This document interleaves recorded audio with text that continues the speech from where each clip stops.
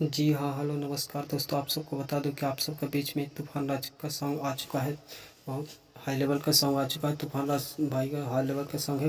अब की तो यूट्यूब पर तहलका ही मचा देगा। +1 मीटर्स पर सॉन्ग लाया है तूफान राज भाई ने। अब देखिए क्या बात है, लगातार सॉन्ग ला रहा है। डेली बाई डेली सॉन्ग, एक न एक सॉन्ग, न्यू सॉन्ग रिलीज हो रहा है तूफान राज का। देखिए क्या बात है, गर्दा ही केवल तो छुड़ा देने वाला है। तूफान राज ने ठान लिया है कि अब की बार तो +1 मीटर बहुत लाएंगे सॉन्ग। और देखिए लाए हैं भी। और सॉन्ग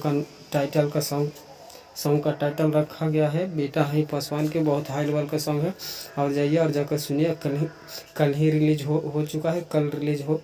सॉन्ग कल ही रिलीज हो चुका है। और म्यूजिक भी अच्छा दिया गया है। और गाया है तूफान राज और राधा भारती ने गाया है। और लिखा है गाना को मुनीलाल परदुमन ने, सॉन्ग को लिखा है। जाइए और जाकर सुनिए। अगर अच्छा लगे तो इसी तरह के जानकारी के लिए मेरे चैनल पर बने